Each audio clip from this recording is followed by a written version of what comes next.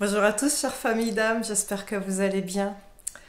Probablement pas de hasard comme d'habitude, si vous regardez cette vidéo, c'est parce que vous êtes impacté fortement par la critique des autres, soit par la critique de votre environnement proche, vos parents, les collègues de boulot, soit par la critique que vous recevez dans vos réseaux sociaux, sur votre Instagram, sur votre Facebook, etc. Et ça vous agace, et c'est normal. Mais ce que je vais chercher à vous faire comprendre dans cette vidéo, ce que je vais, je vais pas chercher, je vais le faire. Ce que je vais vous faire comprendre dans cette vidéo, c'est que tant mieux si on vous critique, et plus vous saurez faire fi de la critique, c'est-à-dire ça passe ailleurs, plus vous serez grand et plus vos projets seront bien réalisés. C'est vraiment l'apanage des grands. C'est une dimension qui est abordée dans le livre que nous avons fait avec Muriel Hermine, qui est une multimédaillée, mon amie multimédaillée olympique et mondiale de natation synchronisée, qui justement est bien placée pour expliquer comment accomplir ses projets. Et dedans, nous avons mentionné tout un sujet sur la critique, et il est vraiment important que j'aborde ce sujet parce qu'il faut comprendre que déjà, la critique, c'est normal que ça vous impacte à cause de notre ego, mais c'est aussi normal qu'au départ, on y prête autant attention. C'est parce que depuis le début, on a été éduqué pour que les autres nous disent notre valeur. C'est-à-dire que quand on est à la maternelle, on nous donne des bons points. Quand on est à l'école, on nous donne des notes sur 20. Après, on a le bac, tout ça pour vous dire si vous êtes bon et pas bon. Après, quand vous êtes au travail, c'est votre patron qui fait des évaluations. Donc, en réalité, nous sommes tous formatés pour vivre sous une forme de codépendance. C'est-à-dire, j'attends dans le regard des autres qu'ils me disent si je suis bien ou pas. Quelle est ma valeur? Or, je suis désolée, ce qu'il faut comprendre, c'est que dans la loi de la mission de vie, dans la loi du Dharma, nous sommes tous venus nous incarner pour une mission de vie. Justement, un des chapitres là-dedans en parle, de la mission de vie. Il est dit que vous êtes là, vous êtes unique et que vous avez quelque chose, donc comme vous êtes unique, quelque chose d'unique à apporter aux autres, que les autres n'ont pas. Ah mais oui, mais alors si vous êtes unique, ça veut dire que vous seul savez ce que vous êtes capable de faire. Ce n'est pas les autres qui vont vous le dire. Alors du coup, si vous êtes unique, ça veut dire qu'il y a un podium, une place réservée spécifiquement pour vous, où vous allez être numéro 1 de votre talent, numéro 1 de votre savoir-faire, numéro 1 de votre monde à vous. Et donc, c'est compliqué quand on est numéro 1 de son monde et qu'on ose affirmer qui on est. Parce qu'il va se passer deux choses. Il va se passer le risque que la famille, d'un seul coup, vous dise, ou les amis, mais il se prend pour qui là? Il se prend pour qui d'un seul coup? Il a la grosse tête, pourquoi il se met à changer?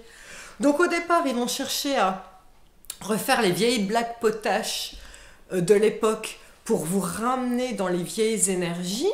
Et donc, soit vous adhérez à ça en faisant comprendre que vous avez compris le message et que vous allez redevenir la personne qu'ils connaissent, soit vous adhérez et vous affirmez qui vous êtes et vous adhérez à votre façon de penser et à votre ligne de conduite, et donc vous ne rentrez pas dans ces schémas et il risque de vous tourner le dos.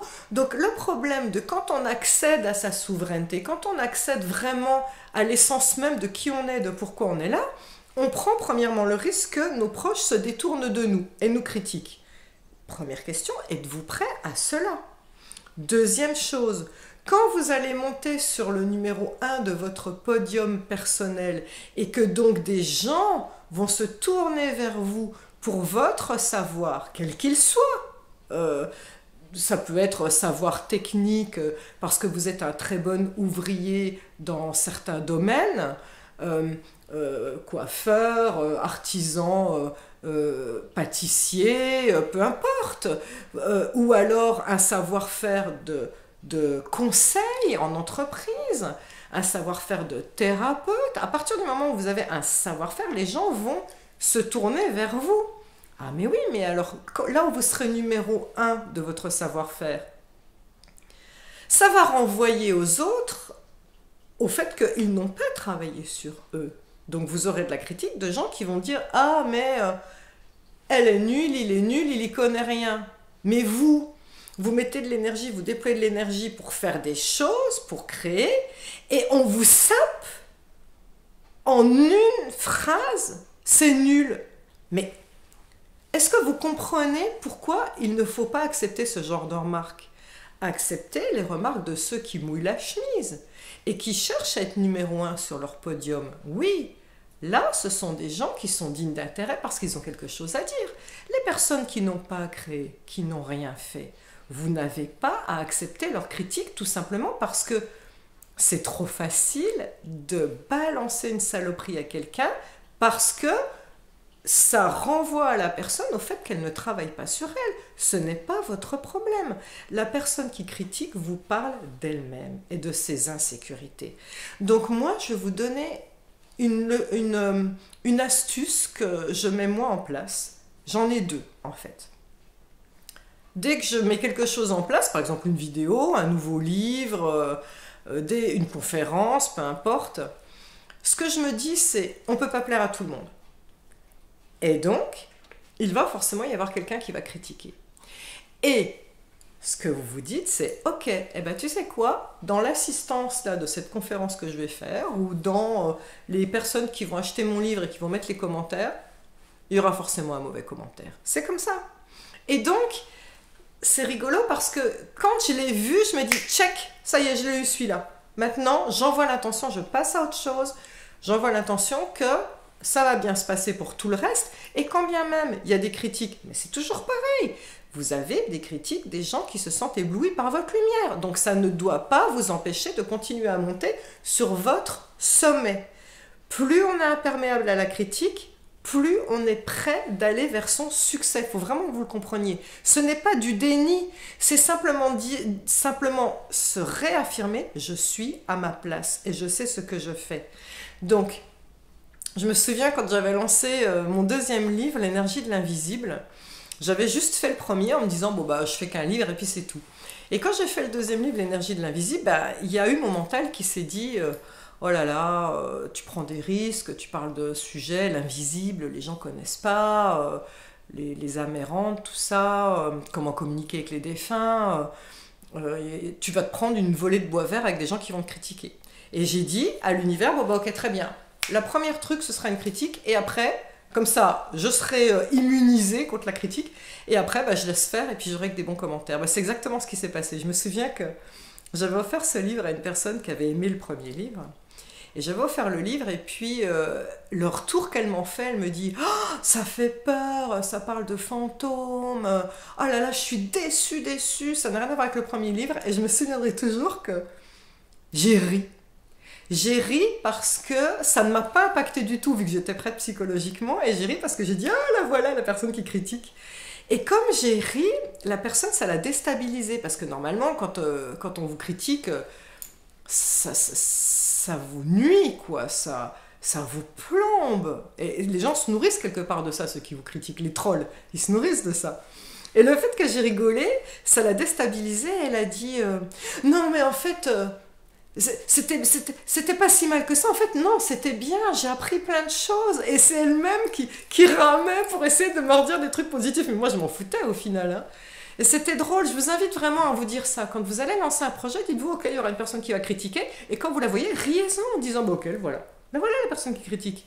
Maintenant, la deuxième astuce aussi, c'est de vous dire, la seule personne à qui vous devez rendre des comptes, c'est votre moi supérieur. Votre moi supérieur, c'est l'avatar de vous qui demeure dans le divin, là-haut, là, auprès du Seigneur, et qui vous envoie des synchronicités, l'instinct, qui vous parle par le biais de votre instinct, de votre intuition, et qui vous dit « Oui, vas-y, t'es sur la bonne voie, fais ça, c'est ça, et je t'ai envoyé t'incarner dans ce corps-là pour que tu puisses faire ça. » Mais c'est à votre moi supérieur, vous devez rendre des comptes, c'est-à-dire la partie divine de vous, et au Seigneur, à Dieu, au divin, appelez ça comme vous voulez, au Créateur. Moi, le jour où je meurs, je n'ai à rendre de compte qu'à une personne, c'est au Créateur. Donc quand des gens me disent « Sandrine, ça me plaît pas ce que tu as dit » ou « c'est nul cela », eh ben, dans ma tête, je me dis « Mais je n'ai qu'un patron, Es-tu mon patron? Non, autant que je sache, tu n'es pas Dieu. Donc, ça m'importe peu. Quand les gens me critiquent, je dis ok. Mais là où il faut que vous vous rendiez compte d'une chose, c'est que si vous vous gargarisez des bons commentaires, quand quelqu'un fait des bons commentaires, ça, vous devez dire merci avec humilité et ça vous fait du bien. Mais en aucun cas, ça doit renforcer votre ego et vous faire croire que vous avez de la valeur. Parce que le problème, c'est que ça on est dans l'ego. Quand vous avez des louanges et des beaux commentaires et que ça vous fait du bien, il faut que vous dire que c'est la même pièce, c'est l'autre face de la pièce de la critique. C'est-à-dire que dès du coup que vous allez tomber sur une critique, ça va vous impacter. Donc vous ne devez pas plus vous laisser impacter par les louanges que par les critiques. Ce que je veux dire par là, merci à vous tous qui me faites des beaux commentaires, je les vois et vraiment je vous en remercie du fond du cœur. Mais je ne m'en laisse pas nourrir pour ne pas me laisser impacter par la critique le jour où elle vient.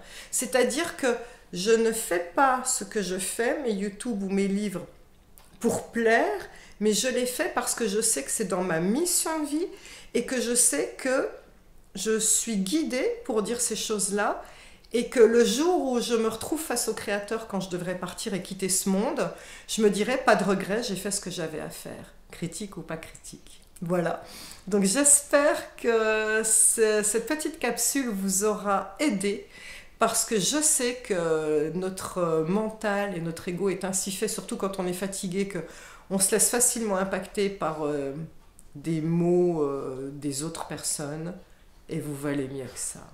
Vous valez mieux que ça, vous seul savez votre valeur et vous êtes là pour être numéro 1 de votre podium et rayonner votre souveraineté. Allez-y. Merci. Je vous envoie tout mon amour. Je nous aime. Bye bye.